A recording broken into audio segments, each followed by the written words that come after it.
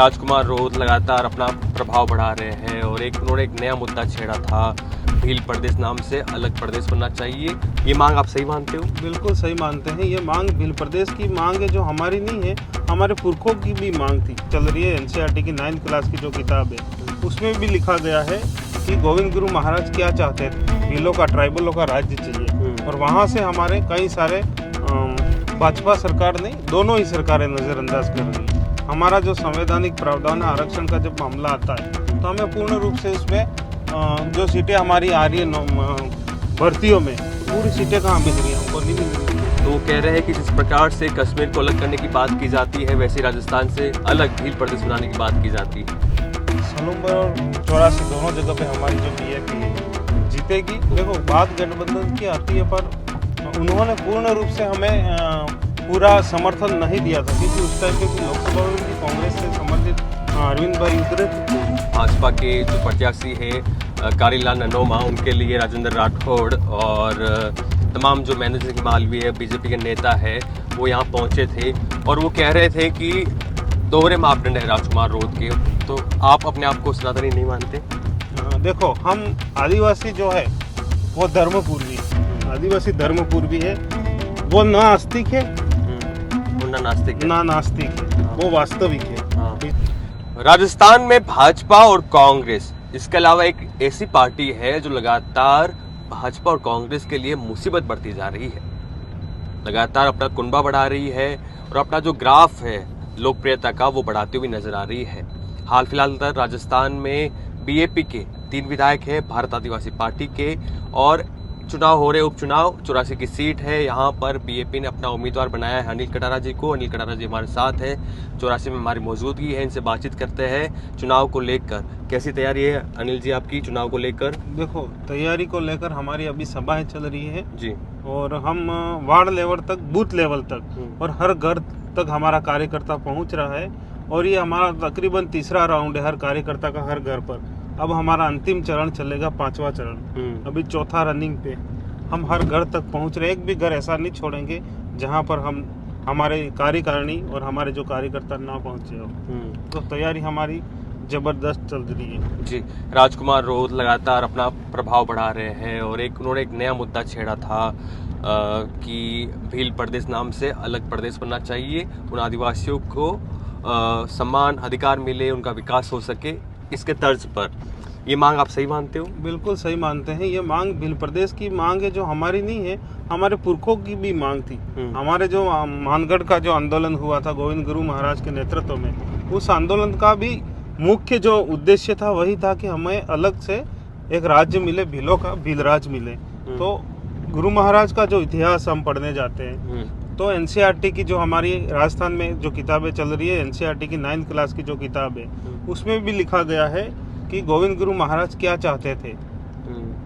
तो गोविंद गुरु महाराज भील राज कायम करना चाहते थे, ये एनसीईआरटी की किताब में लिखा हुआ है। और वो इतिहास को मान करके इतिहासकारों ने लिखा है, हाँ, वो झूठ तो है नहीं। तो हम भी उसी रास्ते पे चल पड़े। हमारे जो पुरखे चाहते थे, हमें भी वही चाहिए। भील राज हमें इसलिए चाहिए कि हमें सेपरेट एक भीलों का, ट्राइबलों का राज्य चाहिए।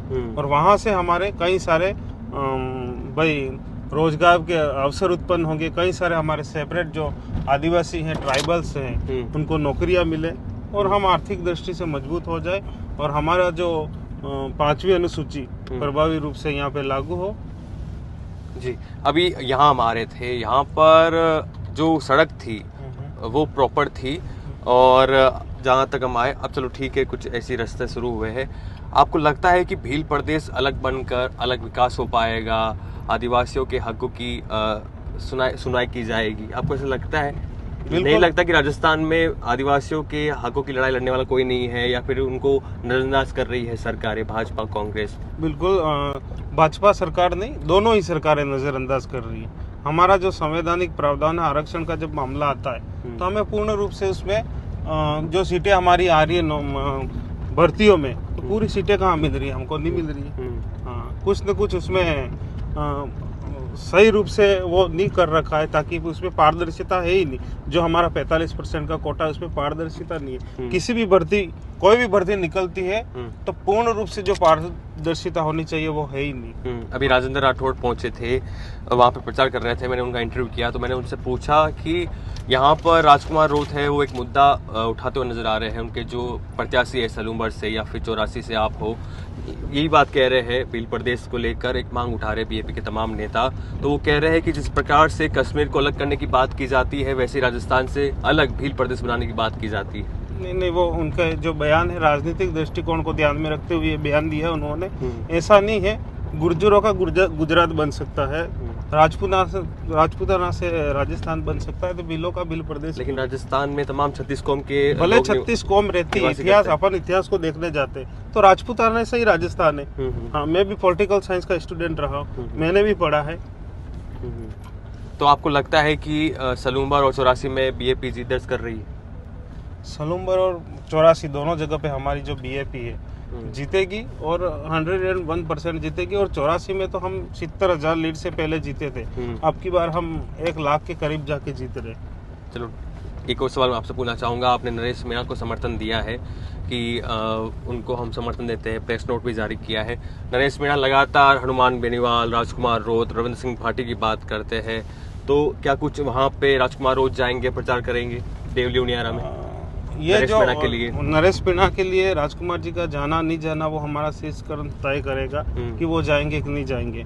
हाँ, पर नरेश जी हैं जो चुनाव लड़ रहे हैं, उनकी और हमारी विचारधारा कहीं न कहीं तालमेल, हमारा तालमेल बन रहा है। उनका भी डिमांड यही है कि युवाओं को रोजगार मिले और हम भी ये चाहते हैं कि यहाँ से हमारे इस क्षेत्र से सभी युवाओं को किसी न किसी क्षेत्र में रोजगार के अवसर उपलब्ध हो। पिछली बार लोकसभा चुनाव में हम देख रहे थे कि राजकुमार रोत ने गठबंधन के साथ चुनाव लड़ा था कांग्रेस के साथ, और फिर जब बीजेपी ने अपने उम्मीदवार घोषित किए, प्रत्याशी घोषित किए, तो कांग्रेस के नेता कह रहे थे 84 में कि अपनी बात के पक्के हो तो ये सीट छोड़िए, आप सलूम्बर की सीट छोड़िए। तो जिस प्रकार से अनबन हो रही थी, पहले आप गठबंधन के साथ चुनाव लड़ते हो, फिर आप अपनी पार्टी से स्वयं के खुद के उम्मीदवार उतारते हो, तो ये क्या सही है या फिर कैसे देखते हो आप इसको? देखो, बात गठबंधन की आती है, पर उन्होंने पूर्ण रूप से हमें पूरा समर्थन नहीं दिया था, क्योंकि उस टाइम पे भी लोकसभा में भी कांग्रेस से समर्थित अरविंद भाई उतरे थे। उन्होंने मना कर दिया था कि मैं भले मना कर दे, भले, हाँ, उन्होंने मना कर दिया था। तो अगर पूर्ण रूप से समर्थन देना था तो उस व्यक्ति को वो फॉर्म ही नहीं डालने देते। तो हमें कहीं न कहीं उन पे डाउट था, और आज हम स्वतंत्र होकर ये चुनाव लड़ रहे हैं। हमें किसी से गठबंधन नहीं करना। तो आपका पूरा फोकस 3 सीटों पे रहेगा, देवली उनियारा, सलूम्बर और 84? हाँ, बिल्कुल। इसके अलावा जहाँ त्रिकोणीय मुकाबला है, झुंझुनू में त्रिकोणीय मुकाबला है, हिमसर में त्रिकोणीय मुकाबला है, जहाँ हनुमान बेनीवाल चुनाव लड़ रहे हैं, उस तरफ अभी मेरा ध्यान नहीं है। मेरा मेन फोकस अभी 84 पे है, और सलूम्बर की सीट हम जीत रहे हैं और 84 की भी जीत रहे हैं, और मैं तो फोकस अभी 84 पे ही कर रहा हूँ। मुझे 84 में किस तरीके से काम करना है और अधिकतम लीड से यहाँ से हम लोग निकले। अभी मैं एक सभा देख रहा था जहाँ भाजपा के जो प्रत्याशी है कारीलाल ननोमा, उनके लिए राजेंद्र राठौड़ और तमाम जो महेंद्र सिंह मालवीय बीजेपी के नेता है वो यहाँ पहुँचे थे, और वो कह रहे थे कि दोहरे मापदंड है राजकुमार रोत के। उनकी माता जी पार्वती जो है सिंदूर लगाती है, पार्वती नाम है, उनके पिता का शंकर नाम है, तो वो दोहरे मापदंड कर रहे हैं। अपने पहले माता जी को मना कीजिए कि सिंदूर ना लगवाइए और बाकी के आदिवासियों को गुमराह करना छोड़ दे, ऐसा कह रहे थे भाजपा के नेता। बिल्कुल झूठ है, ये अफवाह फैला रहे हैं। हमारी जो जनता है, हमारे भाइयों के बीच में ये झूठ फैलाना चाह रहे। हम राजकुमार जी के साथ प्रतिदिन रहते हैं, उनके घर पे आना जाना होता है। हमने कभी इसी प्रकार का कोई रवैया घटना नहीं देखी है। तो राजेंद्र जी राठौड़ को कैसे पता? क्या वो उस क्षेत्र में कभी आए हैं? उनकी माता जी को कभी देखा है? तो इस प्रकार की घटिया मानसिकता की बयानबाजी नहीं करनी चाहिए उनको। वो हमारे राजकुमार जी की माता जी हमारी माता जी, और राजकुमार जी हमारे आइडल है, तो इस क्षेत्र में इस प्रकार की आगे बातें नहीं करनी चाहिए। नहीं तो यहाँ के जो हमारा युवा है, उनको उकसाने की कोशिश कर रहे हैं। राजेंद्र जी राठौड़ जी ऐसा बयान देके हमारे युवाओं को उकसाने की कोशिश कर रहे हैं, पर हम लोग समझदार है। वो कितने भी ताने बाने मार ले, हम लोकतंत्र को समझने वाले लोग हैं, हम ऐसी बातों में उलझेंगे नहीं। वो उलझाना चाह रहे। तो आप अपने आप को सनातनी नहीं मानते? देखो, हम आदिवासी जो है वो धर्मपूर्वी, आदिवासी धर्मपूर्वी है। वो ना आस्तिक है और ना नास्तिक है। हाँ। वो वास्तविक है। हाँ। इस देश का मूल मालिक आदिवासी है। सुप्रीम कोर्ट का जो जजमेंट है 2011 का, वो भी यही कहता है। तो सुप्रीम कोर्ट से ऊपर तो इस देश में कोई नहीं है। तो हम वास्तविक है। हम धर्मपुरी हैं और इस देश में आदि अनादिकाल से रह रहे हैं। कौन से भगवान में आपकी आस्था है? हमारा देखो, हम शंकर भगवान में मानते हो आप? हमारी जो आस्था है, प्रकृति पे हमारी आस्था है, नदी नालों पे हमारी आस्था है, पेड़ पौधों में हमारी आस्था है। जो इस गाय को, जीव कल्याण, गाय बैल, जो जीव कल्याण है, जीव जगत में, इस संसार में जो जीव कल्याण है, सबको मानने वाले लोग हैं हम। जीव कल्याण की भावना से हम काम करते हैं। हाँ। किरोड़ी लाल मीणा है, वो भी अपने आप को आदिवासी कहते हैं और वो कहते हैं कि मैं सनातनी हूँ। देखो, सबको अपना अपना अधिकार है, वो किसी को भी माने, हम किसी को रोक नहीं सकते किसी भी मामले में, वो सबका अपना अधिकार है। तो ये हमारे साथ थे अनिल कटारा जी, जिन्होंने कहा कि हम ना नास्तिक है ना आस्तिक है, हम केवल वास्तविक हैं और जो किसी की राय होती है, जो किसी की आस्था होती है, वो माने, उनको स्वतंत्र है, वो छूट है उनको, लेकिन हम वास्तविक चीज़ों को मानते हैं। और हाल फिलहाल इनका पूरा जो ध्यान है वो 84 सीट पर टिका हुआ है, मेहनत कर रहे हैं, इनको समय नहीं था, तो हमने सोचा कि गाड़ी में चलते चलते बात कर ली जाए, क्योंकि इस चुनावी सरगर्मी में इन नेताओं को साथ लेकर बात करना काफ़ी मुश्किल हो जाता है, तो हमने सोचा कि बात कर ली जाए गाड़ी में। हमारे साथ बात करने के लिए बहुत बहुत धन्यवाद अनिल जी आपका, और भविष्य के लिए शुभकामनाएं आपको। धन्यवाद।